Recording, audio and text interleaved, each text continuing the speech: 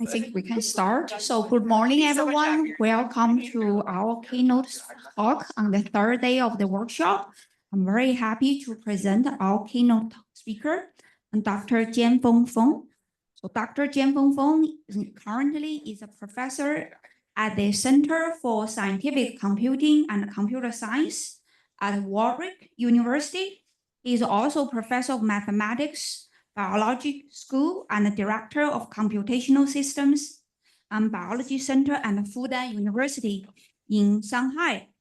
I think he also holds the professorship in the Institute and Technology for Brain-Inspired Intelligence in Fudan University. And he is one of the very few statisticians who have collected multi-scale neuroscience, biological, and clinical data. His group develops novel machine learning algorithms to tackle challenges raised in brain disorders, identify biomarkers for both diseases diagnosis and prediction in dementia, Parkinson, depression, and many other neurological disorders. So he is highly productive. He has more than 500 publications and many in high-profile nature-related journals. So we are very happy to invite him to give us talk here and hear his insight. So Professor Feng, you can start. Thank you. Okay, welcome. Thank you. Thanks.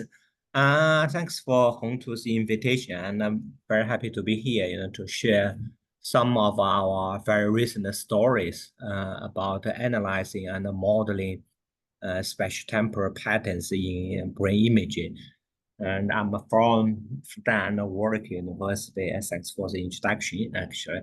And so that's our image center in Shanghai, and so you are very welcome, to visit us if you come nearby. Yeah. And so that's the image center, and actually that's the roof of our image center in Fudan University. So we have 3,000 square meters underground, for the image center. And Nature did interview me when we had this image center there quite a few years back now, And I'm obviously a computational guy. And what we intended to do during that time, and actually, is to try to use AI to study brain disease. So that's one of the purpose. And actually, we have the largest image center in Asia here, underground here, and so using the image center, we have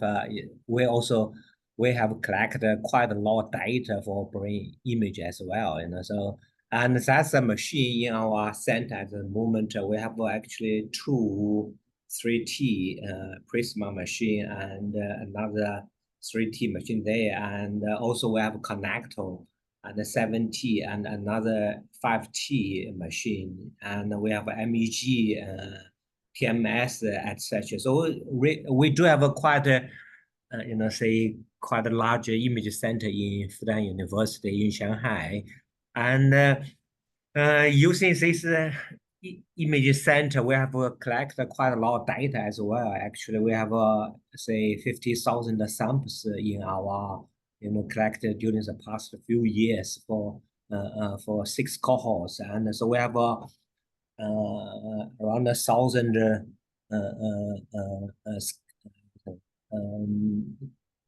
schizophrenia, and in particular, most of them are first episode schizophrenia, and so we have a similar number, possibly less, for depression, stroke, AD, and autism, and for university students. So we not only collect their images. We also have the genetic data for all the genes, whole genome sequence, etc. And so that's our data center, that was Zhanjiang International Brain Biobank, SABRE. And so we built a multi-model and multi-scale data for brain science, working with a few medical center, hospitals in China or in Shanghai. And so we have 6 cohorts, and it's really open to everyone sitting there. If you guys have interest to use this data, and you are more than welcome, to apply to access this data. So that's actually that's my brain, and that's the scan of my brain, and in I think people sitting there might be using a lot kind of statistical approach like functional network to analyze all these brain images there, yeah, functional data or structure, whatever the data, using statistical approaches. And for us in particular today, what I want to tell you or what I want to show you here is, how can we explore this special temporal pattern in our brain dynamics? And I think to me, special temporal pattern, I think is the most important tool developed in applied math. For example, like fluid dynamics, Navier-Stokes equation.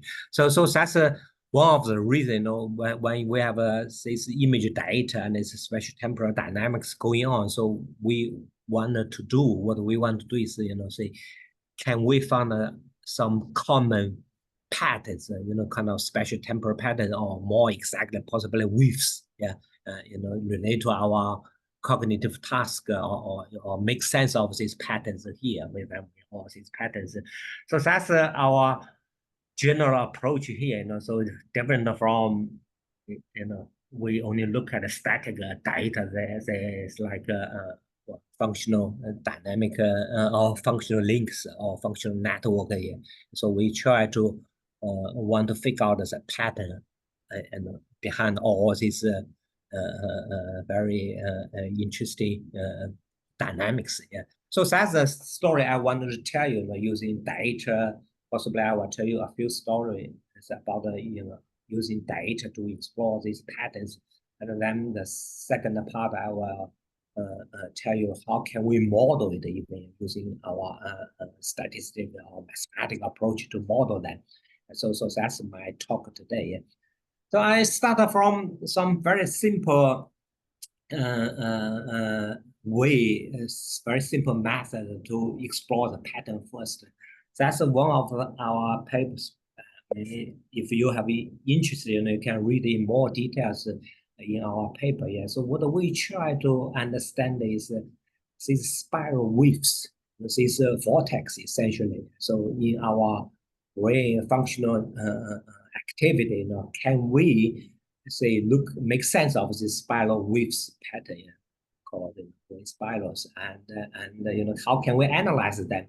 How can we say find all these patterns from our data? So that's a typical, for example, the bold signal for two voxels. Yes, I'm sure people sitting here very well about the bold signals, and I'm sure people already tell a lot about this functional thing. Yeah, so that's two, for example, these two bold signals from two voxels, and if I calculate the phase of these two bold signals, these two time series, and so we have these two phase of these two bold signals, so the phase.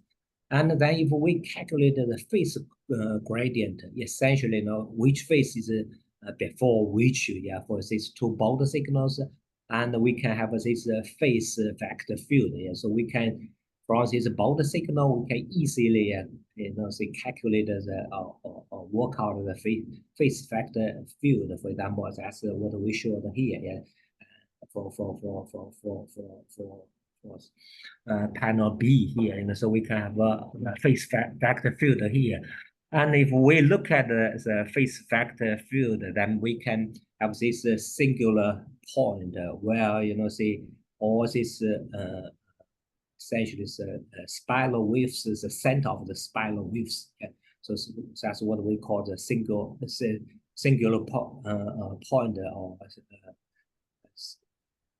singularity point. Yeah. So that's center of our voxel of our spiral widths. Yeah.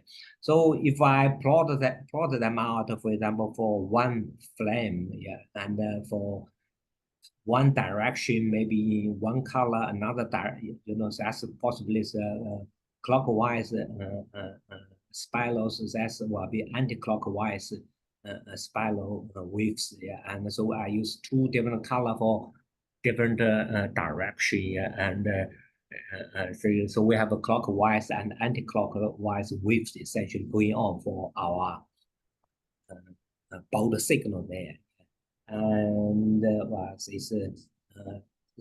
so we can easily calculate the average wave, for example, yeah, density for each brain region, for example. So that could be easily work out, and then if we plot out the say from the wave center to the amplitude, it shows quite a regular activity here, for example. So essentially, say, give me your data and I can work out the say phase factor filter look like this, and I can look at the center of all these phase factor filter, and then we can work out their clockwise or anti-clockwise patterns. So I show you here, yeah, for all your images, your bound signal there. And so the question is very natural, so if we can work out all these patterns here, look at them, and how, do they have any biological sense? Yeah, so are they correlated with our behavior, and what's the meaning of them? For example, all the clockwise or anti-clockwise pattern, and so in the next few slides I will try to show you, say what's from our paper we work out what's the meaning of all these patterns, and I think that's quite an interesting task for us, say not only look at all this connectivity or whatever there, but here we try to work out a more kind of a dynamic pattern or spiral waves, what's the meaning of them.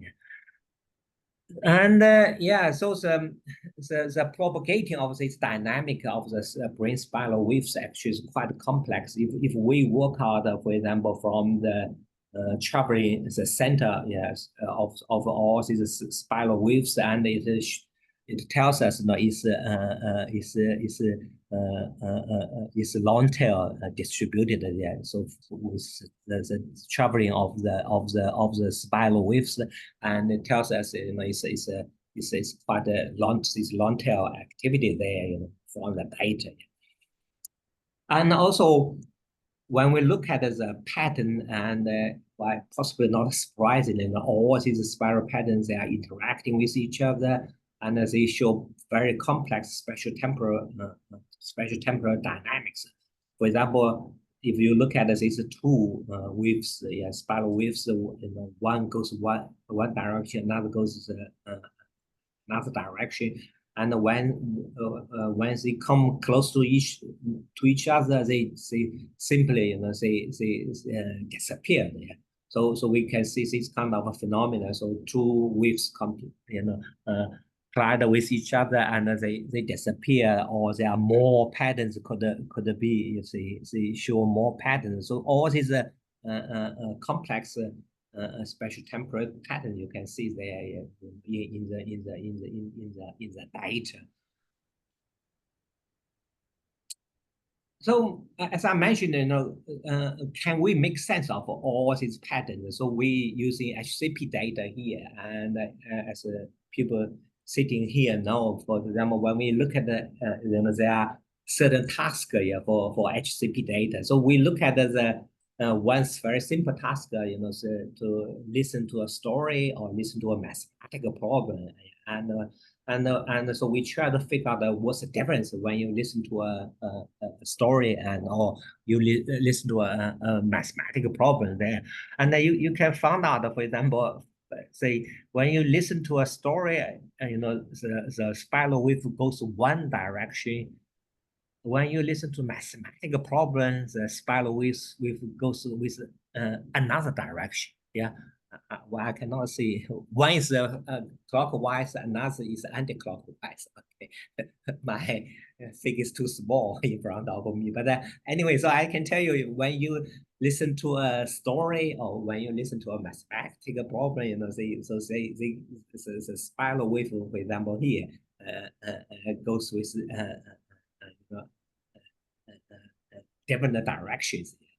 One with one direction, another with another direction. And that's the difference between the that's for your left hemisphere. And so that you can see when you listen to the story for goes one direction high, and when you listen to mathematical issue, you know, they go with another direction is high. And that's both that's true for both hemisphere, you know, from left and the right. So essentially, when you are dealing with different issues there, you know, we found out that so this pattern could go, say, in opposite directions. Yeah, and also for when they have a, you know, answer the story or answer the mathematical problem, you know, we see similar phenomena as well. You know, so they go with one direction when, you know, answer the story or answer the mathematical problem. You know, so again, they show the difference. So predominantly they go one direction for story answer or and with another direction for mathematical answer. So it's quite a, you know, you can see this really this kind of pattern, you know, is correlated with cognitive task there. Yeah, and also we can see the you know, this brain spirals is also might be, you know, we also say propose, you know, these spirals might be play another role. For example, you know, they are these are useful for information transformation. Well, that's possibly more easy to explain it. For example, when you have two spiral waves going in this way, and the information could, you know, say by the spiral wave, you know, go around this trajectory. When you have two spiral waves possibly go identical direction, and the information could go through, you know, around this way. So we propose the one way for information propagation in brain by the different spiral waves, you know, to say when they close to each other, so we can channel the information in this way, go through this way, or we go through this way. And so that's the basic theory we propose in our paper as well, you know, using the different spiral wave and the pattern, you know, we can channel that information propagation there as well. And so that's a part of our story, you know, say from the data, we see a lot of spiral waves, and from you know, they go with different direction, have a different meaning, cognitive meaning as well. Yeah. So that's our first story when we look at the pattern quite a few years ago. Yeah. And the phase gradient is quite interesting, of course. You know, it's a useful tool and for identify these patterns. But when we try to say using the phase gradient to analyze a pattern, for example, here actually is a pattern with one source and one sink, for example. So you know, in addition to the spiral waves going on there, we also see a lot of kind of sink and source pattern as well. Yeah, and the phase gradient actually is not very good when we analyze the data, apply the approach to our border data, you know, with sink and source pattern. You know, it's not bad when we analyze the spirals, but when it's really, you know, I mean, that's one of the pattern actually has one source, one sink there, and so when we use the phase gradient, so it's not clear. Tells the sink and the source pattern there. So we developed another approach, you know, say essentially is Hilbert transform. So or what we call the complex optical flow. So we use both the magnitude and the phase, using the Hilbert transform to figure out the complex optical fluid, essentially using the Hilbert transform to look at the data. And so that's a typical way we, when we look at the data, so that from three-dimensional to our HBP template, and from here we can use the Hilbert transform and to work out this complex wave dynamics, complex optical fluid, essentially. So we can work out and essentially look like this. So from the original data, then we can work out the sink and the source, and also the spiral wave, both of them. So, but in addition to the spiral wave, we can also have the source and I think I can show you here what's going on. For a typical experiment setup, for example, like HCP data, when I think here is during one of the memory tasks. I think one of the 0 back or 2 back task, and so that's what's going on in our brain, and you can see, so that's the divergence essentially tells the thinker and the source pattern there, and this will tell us spiral waves essentially. So when we go through this different task, and you can see all these pattern, dynamic pattern goes on in our brain. And so I have to tell you, what we found out for spiral waves, and here what we try to tell you is another story essentially. What's the meaning of this pattern? So the source and the thinker. It's not only the spiral waves. So what's the meaning of the source and the thinker? The pattern of a source and the thinker. And so we simply count all the number of all these source and the thinker pattern and also the spiral waves. I don't know. Actually, from here, possibly you can tell me some of the pattern you can see already. See. So essentially, this one tells you this. This curve tells you the number of source and the thinker, and this is the spiral waves during one task, for example, during the memory task, for example, and so pretty much stable for our spiral waves, the number of spiral waves in all our brain, but the number of source and thinker goes up and down.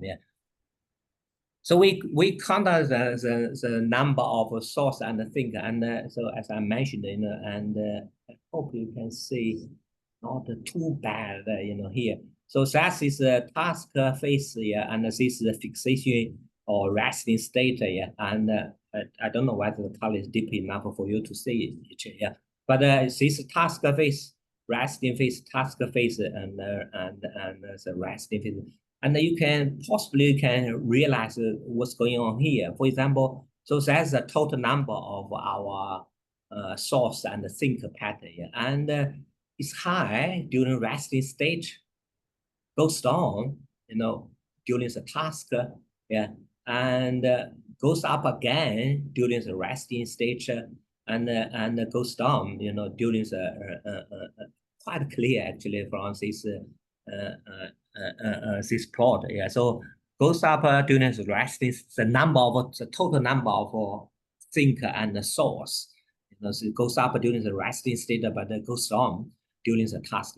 Quite significant actually. So we count the number of them, and compare during the resting state and the task. I think possibly you can easily say, during the task, normally the number of source and thinker are smaller than the number of source and thinker during the resting state. But for the spiral waves here, for the number is almost stable. It's nothing changes for the task. And I think that's compare with 0 back, 2 back, and resting state, and possibly clear, say, similar story here, you know, say, during the resting state, during the resting state, the pattern in our brain essentially, you know, the source and think are large, bigger than the number of patterns during the resting state. Yeah.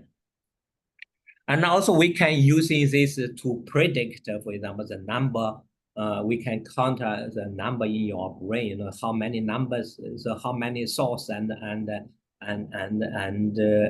sync are there. So we can easily tell from the number. For example, we can predict which state are you in. Yeah, using the data. For example, you are in the that's 2 back state. Yes, that's from 2 back to 1 back, and from to 0 back, and from 0 back to resting state in the middle, and so that's the resting state. And so we can use this clearly to predict, you know, which state are you in if we count the number of your source and thinker. And that's the functional connectivity. We're using dynamic functional connectivity. Actually, we cannot predict, you know, which state you are in, but using the this source while using source and sync number is most significant to predict, you know, which state are you in. Yeah. So we can using all this number to predict which state are you in. And also, well, not surprisingly, you know, if I want to tell you a story, you know, this also is with patterns correlated with behavior. For example, with the reaction time and the accuracy of your working memory here, let's say, but not the spiral waves, but the sync so given the pattern in your brain, possibly, you know, say using our phase gradient or using our complex optical flow method, you know, we can tell you, you know, definite pattern possibly in they definite role in your cognitive task. Yeah. Okay, so that's the part of my talk, you know, a spatio-temporal pattern for this minutes scale. We also look at actually physiology data, you know, the millisecond scale, and not only us, but actually many people look at them already as well. But I do believe, you know, possibly for people in these areas, and next thing we should work on is actually, you know, to look at the spatio-temporal patterns. And so could be a very, say, important issue in our analyze our image, neural image as in classical fluid dynamics. For example, that's a very recent paper in PNS. You know, they also look at in fluid dynamics. They look at say the patterns and try to predict it from the pattern structure there. And it's quite an interesting paper. I think they published a few weeks back. So I think, you know, try to figure out the meaning of the pattern possibly is one of the most exciting thing for us to do. You know, so we are not only working on this bold signal, possibly, you know, there are many things missing there because of the time scale. So we also look at the image data at the moment. We want to explore the information processing issue, and also we look at the physiology data, MEA recording there. And I think encoding and decoding is possibly one of the also a very interesting thing for us to do. For example, here I show you one of the things we are doing here. We're here in some of this AI conference, you know, using our encoding, and we're most start of the art AI tool, and say try to read out the input image from our group. So we're using some of the we collected quite a lot of data in our group, and using encode and decode approach to try to decode the video you're watching at the moment. I think we achieve the state-of-the-art accuracy there. I'll just show you the example here. I don't have time to go into detail of this machine learning side, and say show you some of the affected here. Yeah, so that's the original video, for example, so using our machine learning approach, we can decode the input image. It's not perfect, it will never be perfect here, but using both signal, of course, but not too bad, see, you can see kind of a similarity here, see, and see, building is a building, yeah, people here, I see this never, it's never be perfect, but it's not bad, see, it's holding a different here, yeah. So yeah, so if you have interest again, it's well here is CCV this year and all this paper from group, yeah. And okay, so that's quite an interesting issue. I'm sure people sitting there were challenging me, So why spiral wave go one way is a story, listen to story again. Another way is try to, there's no mathematical problem, yeah, and I can simply, my simple answer is no, I don't know what's the mechanism there, why the pattern of this fixed point essentially, the thing kind of source that lasts during the task than the resting state, and so why is the case? What's the mechanism? And I can answer is no, I don't know at the moment, but we try here, we try to figure out why this is the cases, yeah, and it's one of the challenges because the conference is challenging in neural image, yeah. So that's the thing we try to work out as well. Okay, so that's a pattern at a millisecond, possibly, yeah, second level, and then so the next. In the next few minutes, possibly I tell you another story, possibly it's a long time scale, say what happens for the pattern. If we look at the days, years, look at the pattern for disease, for example, and here I give you one example. Yeah, say working on depression, for example. Yeah, look at the pattern, dynamic pattern, what's going on there, and then so as people. Well, many people sitting here, I'm sure we know, for example, from our Enigma data, yeah. So they figure out, for example, for depression, the certain area is the shrink for depression patients. But there's one question, they haven't answered for all these papers from excellent paper section from Enigma. For example, where's the starting point? Say if we have a depression there, yeah, and if we believe say your brain mat or your volume of your brain, for example, for depression patients, they shrink, yeah, and where's the starting point for shrinkage? So where's the root of your disease? So that's the question we we want to answer during the time, quite a few years back actually. So we collected a lot of data from most from Asian side, from Chinese side. So we have quite a lot of data from China actually. I think a few thousand, and Japan, and from our own data. As I told you, we have saved data. So we collect all this data, say, put them all together, and essentially the way we want to look at this is, when we have a large enough data set, suppose it's ergodic, in mathematical terms, it's ergodic. So you have you are everywhere else.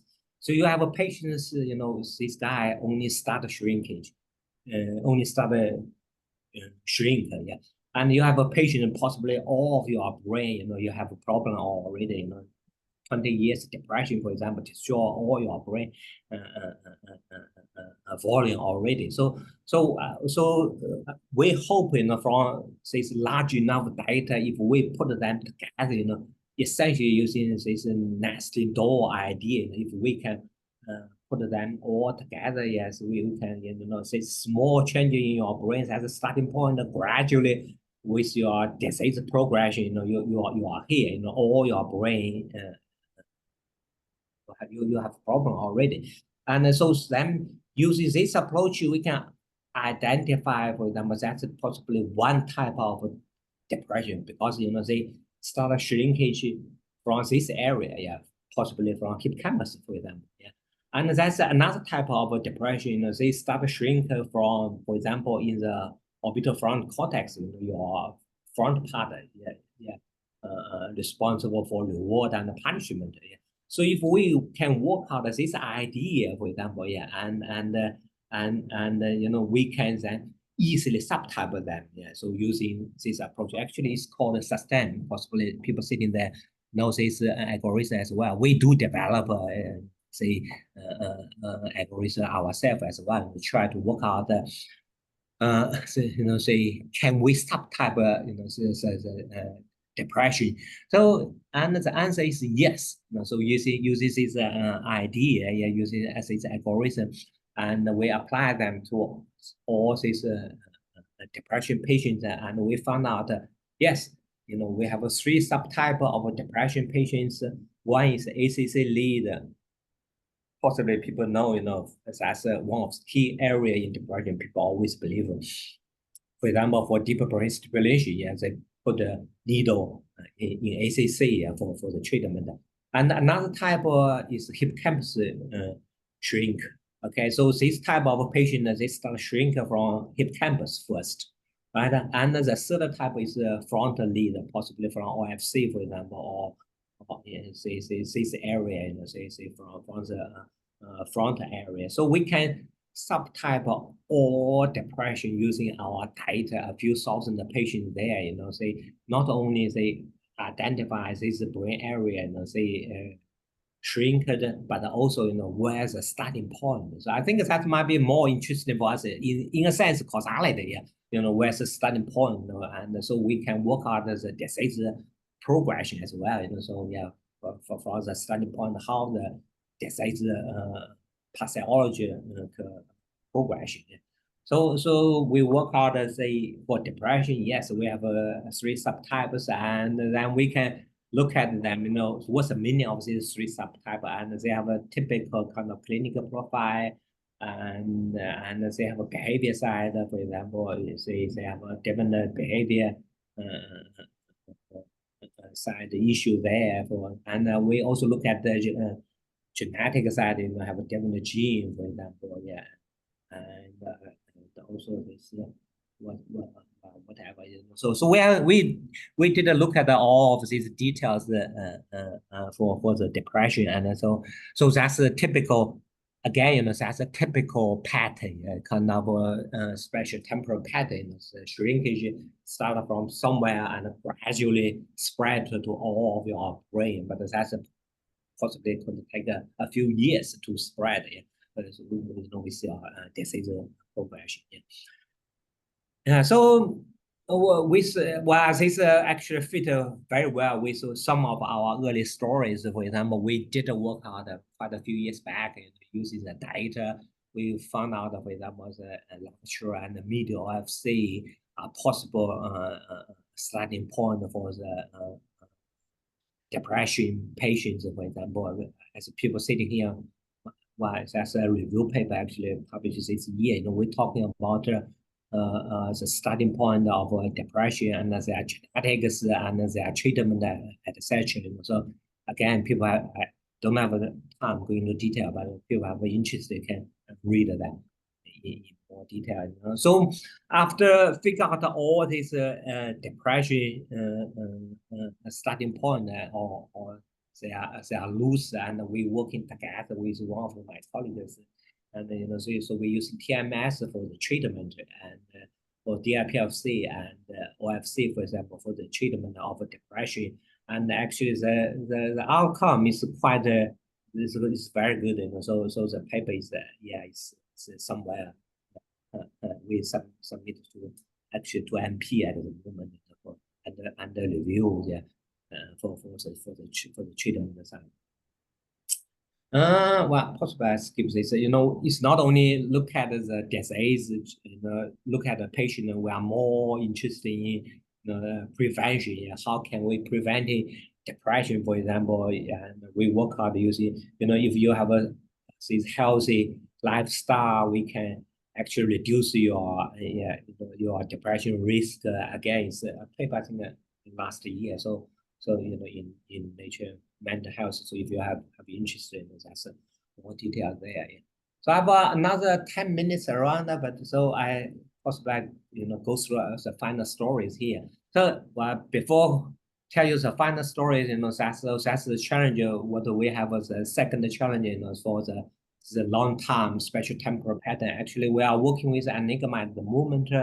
The European data essentially, yeah, or American data. We want to validate our conclusion for Asian depression. Actually, we did a similar story, very similar story, very identical, almost identical story for schizophrenia, and it's published a few weeks back. So we're using Asian data and Enigma data. So we collect the 4,000, more than 4,000 schizophrenia patients together with Enigma group. So we validate our results using Asian data only with the schizophrenia patients. So that's what we are doing using using the depression data at the moment. And of course here I only tell you the story at the macroscopic scale. So that's larger scale data, it's image data. Yeah, and what we try to do is, of course, it's quite interesting to how can we link all this pattern change, spatial-temporal pattern, it's a very macroscopic spatial-temporal pattern with genetic, for example, with microscopic data, yeah, and with macroscopic data, cellular type. And we did a story where we have a story for schizophrenia, actually, we link the diet. We have a unified theory for etiology of schizophrenia. It's impressive, this paper. We hopefully we can work on a similar story for depression as well, with genetic side, with cellular side, and brain image side about the disease, the root of the disease. Yeah. Okay. That's to me, I'm pretty much believe, the spatial-temporal pattern is key for answer many biological issue here. At the moment from genetic for single cell data. We in my group we do have people working on single cell data at session. Okay, so I have to speed up a little bit. Okay, so that's all the data we have. We look at the data, analyze the data, and look at the many. We look at the protein data, proteomic data, for example, for Alzheimer's disease. But one thing I'm always, as a applied mathematician, so I always want to say have a model, so we can really test our hypothesis in our model. So that's what's going on at the moment. Actually, that's a European, say from eBrain. I noticed that some people from eBrain talk about it. Well, not this thing, but there's a DTI data there. Yeah. So we do work with people a lot with, for example, in the eBrain. People affected yourself, for example. So he developed a model, it's a virtual brain actually, try to model the whole human brain. And I noticed actually in USA, so you have the wider paper there last year, end of last year, talking about digital twin. The first thing there is actually talking about digital twin brain. And so how to create a digital twin brain there. So that's what we did actually in here in Fudan University and Warwick. And so I can tell you say what's going on here in my final 5 minutes. So that's my brain, as I mentioned already. And there's a question we ask for modeling. So as we all know, roughly, okay, on average, we have 86 billion neurons here, yeah, in our brain, yeah, in our brain. And so the question is, all spiking neurons, of course, yeah, different kind of spiking neurons. So can we, link all these spiking neurons together, or we found out the weight in a sense? How can we link all these 86 billion neurons together? So these two guys, the bound signal in my brain and this digital twin brain, for example, we can calculate, we can work out the bound signal from spiking activity of all these 86 billion neurons. Can we work out a model? So these two guys were be similar to each other. You know, say, can we generate in a sense a huge model, larger model, say these two guys will look like similar to each other in terms of, for example, baud signal. We have around 100,000 at a scale, the time series for the baud signal here. And so can we work out build a model so these two can build, can look like say similar to each other. As Feynman said, what if I cannot create it? I cannot understand it. So that's our dream during the past few years actually. So we started working on this quite a few years ago, say from here, and with a bunch of people in our group of mathematician or statistician, applied mathematician, computer scientist, engineering, and neuroscientist. And then we use one of the largest computer actually in the world. And gradually, we finally, after a few years, say we can simulate these 86 billion neurons with 10,000 GPU cards. So we use a lot of GPU there. And so I can show you, say quickly, actually go through, what the challenge we face during the time when we work on this project in the computer science side. How can we simulate with such huge number of neurons and with huge number of communication there, and mathematically, how can we reverse engineering? Actually, we have to estimate 100 trillion parameters. As people sitting there know, GPT-4 is less than 1 trillion parameters. So that's 2 times scale more. Actually, can we estimate that? And of course, say, can we make this digital twin brain functional and meaningful? So that's a challenge we face during the time. And so in computer science, as say our colleagues in Europe already, say point out, brain research challenge supercomputing. So can we simulate them in a supercomputing?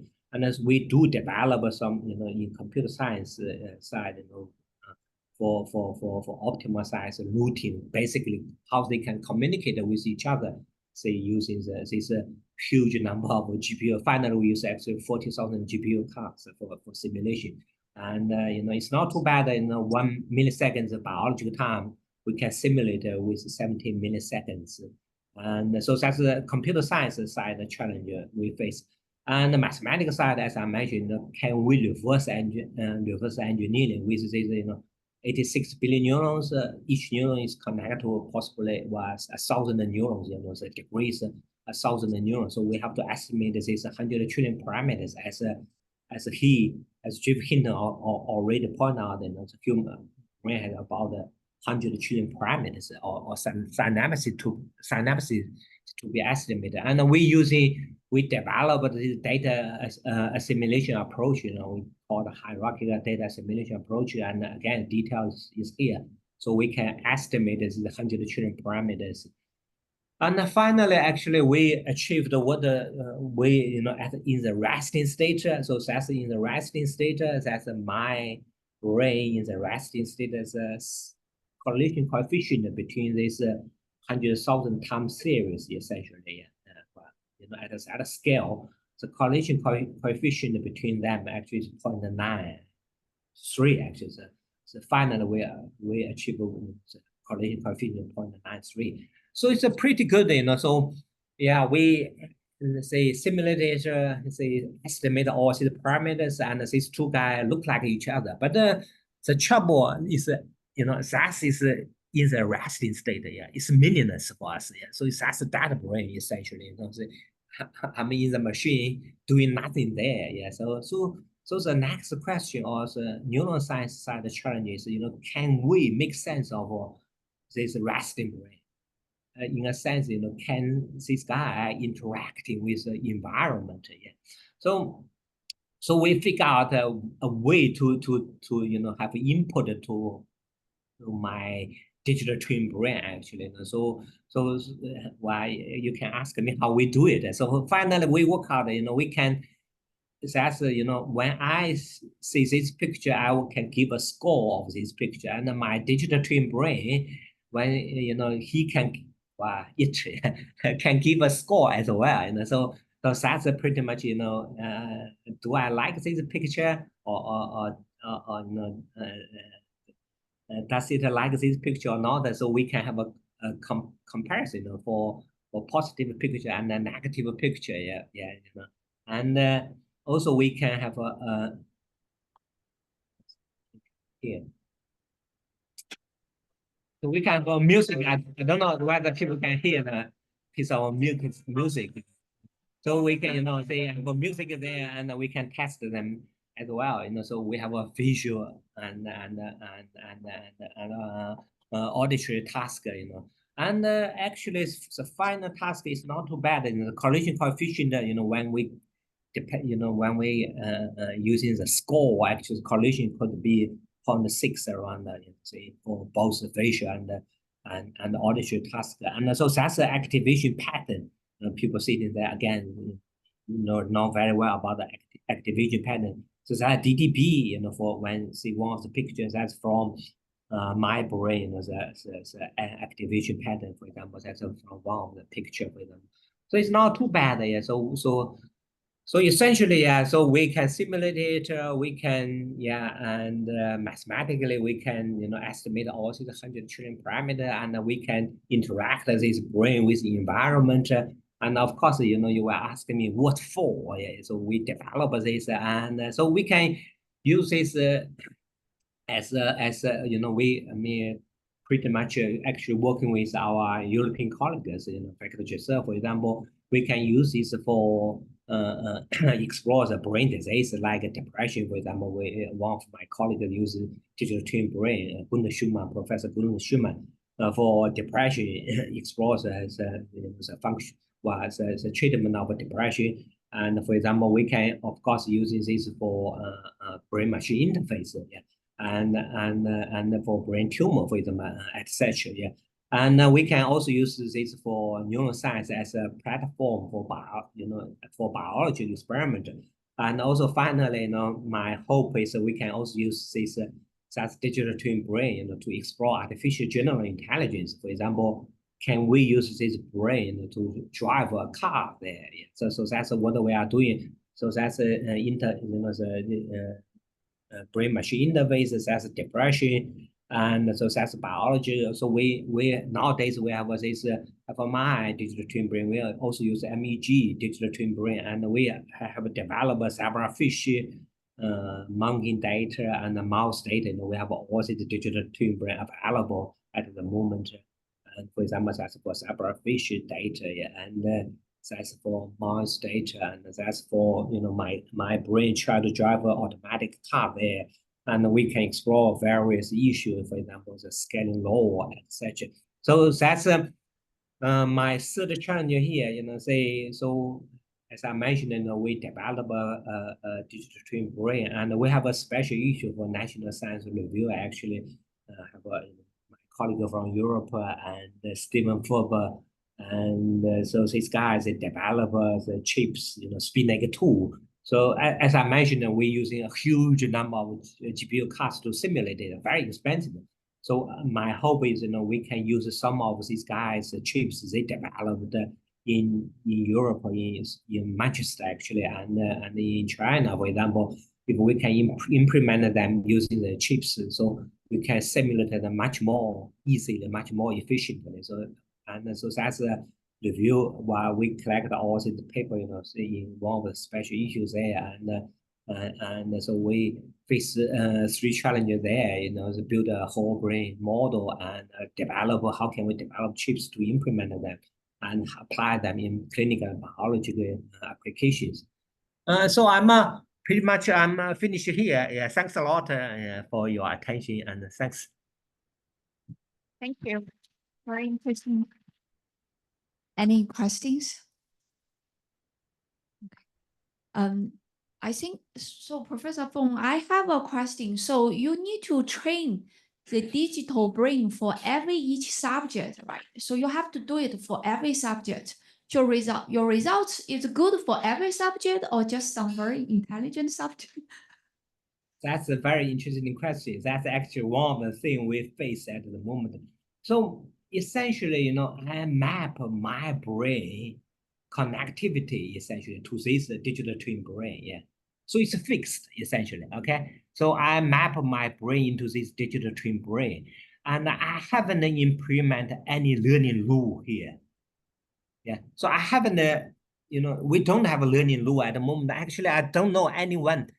I do believe that no one knows how to really, say training our digital twin brain at the moment.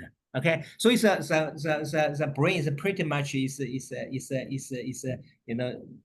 like a copy of my current state, but I don't know how to implement a learning rule. So that's actually one of the things we are working on.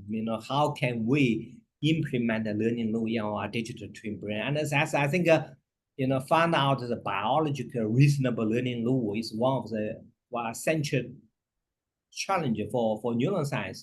Say, maybe how can you, figure out how the neuron here, how they learn to perform the task. So that's one of the purposes we developed this zebrafish model here. In zebrafish, we only have 100,000 neurons. So we try to figure out the learning rule for zebrafish, for example. And can we use this learning rule, for example, for my digital twin brain? So that's one of the things we are working on, we try to figure out how the zebrafish learn, for example, here, yeah. And so that's one of the things we are working on. Yeah, a very excellent question. Yeah. So basically just one digital brain so far, right? It's not a yeah, just myself. But those, my colleague are already using identical approach for. We have developed a digital twin brain for say around 10 people already here. Okay. Want to have question? Jianfeng, it's a very nice talk. Thank you. Very inspiring. I have a couple of technical questions. I tried to read your paper. Okay. And I may put some students on it and to try to learn from you.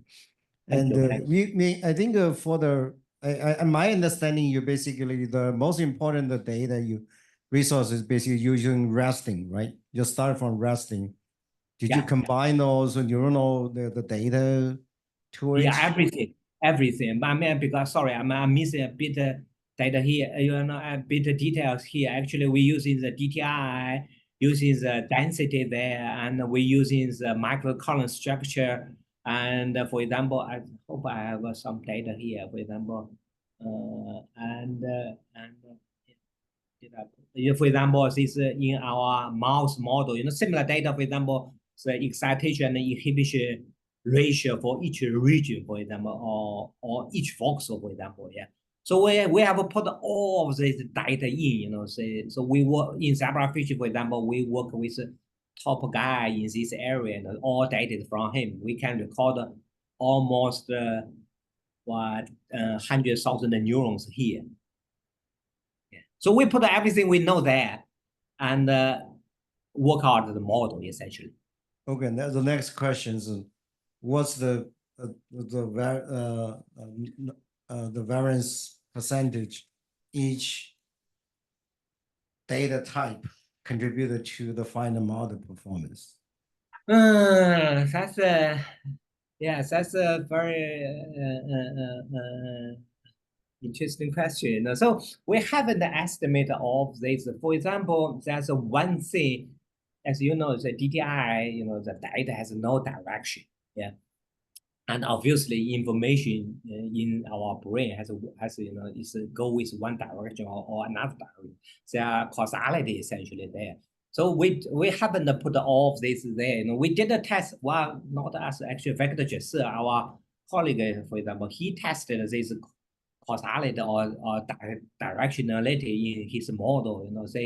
And so that's a certain percentage. I forgot the number, but we working on this for quite a few years. So I did forgot the number already, but then I can certainly dig out all these details, if you have interest. So we at the moment, for example, we only put the integrated file model. It's not a very biophysically realistic model there. So it's very simplified model, but because we have this huge parameter space to explore. So the resting state data actually we can fit pretty well. So the collision coefficient, as I mentioned, about 0.9. So I'm pretty happy with the data we have with our human brain, for example, already. This is the follow-up questions, because you already have this very large scale data model, and what's the generalizability of the model? Because it's supposed to be another subject, you don't need to do from scratch, right? That otherwise, this is the energy resources that you're using was, is too much for the human beings. Think about it. I know. Unfortunately, so that's a model only for myself. Yeah, and we did have to, we do have to start from scratch for another guy, for example, and we have to using his DTI data, his T1 data, and every data he has, for example, and mathematically it's identical, of course. Then we have the bold signals, and we reverse engineering to reconstruct the network. So we do, say we have to start from, for another guy, we have to start from the scratch. All this data we have to fit with his. As you know, everyone has his own mind or his own brain. So yeah, unfortunately we have to, work out each individual digital twin brain. For example, all these neurotransmitter data, for example, in different regions, we have to implement them in our model, because it's different. Your brain is very different from my brain, for example. Unfortunately.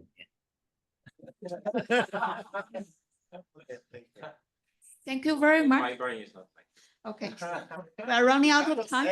So please, let's thank our speaker again for his wonderful talk. Thanks. Yeah, do send me email if you have any questions there. Yeah. Thank you, you. Professor. Yeah.